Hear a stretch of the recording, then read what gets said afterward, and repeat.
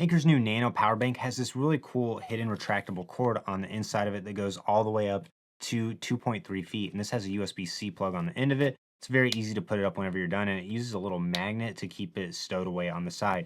You also have a lanyard on it for carrying it around, and then on the top of it, there's an additional USB-C in or out port, and there's also a USB-A output. And then there's a display on the front of this as well, so you can see what your battery percentage is at, as well as the power going into this to charge it or to your other devices as well. So when I first got this out of the box, I was really impressed with just how small and compact it is. I'm really loving these new Anker Insta cords. They work really well, and you can easily adjust the length of it, but it does take a second to get used to the retraction mechanism. So to retract it, you actually just give it a gentle pull, and then the cord will start to retract itself. Anker did send me this power bank for free for purposes of making this video. They've got no input in this content. This is going to be my thoughts of it, who I think it's for, and who should maybe look for a different option instead. This is cool because you can adjust the length to be whatever you need for your phone, or you could also use it for an iPad as well. And what I like about the adjustable length is that means it's always the perfect length to use it. So if you want to carry it on the back of your iPhone like this is going to be a great way to have just a little bit of cord, but still plenty of power for your phone. Or if you want to have the power bank sitting on a desk or a table,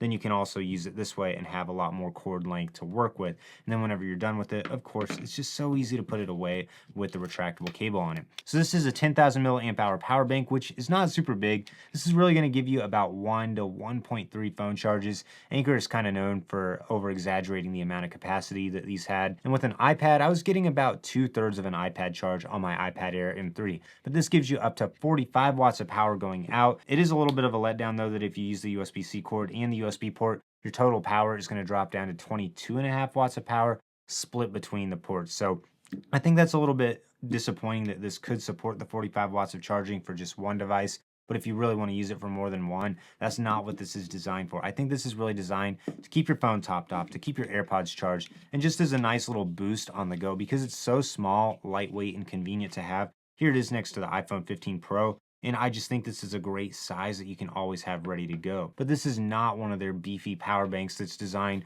to power laptops or really even for an iPad. This is just designed to give you a little boost throughout your day. The Anker Nano power bank with the retractable cord does retail for about $60, and I'll have links to buy it in the description below, as well as pop-ups on the screen. So if you're interested in checking this out, you can always go there to find the best current price. I think the biggest downside to this is, even though it has the retractable cord in a really convenient size, you are still going to need to carry another charger with it, and I think it's a little bit overpriced for the total amount of capacity and the features you get.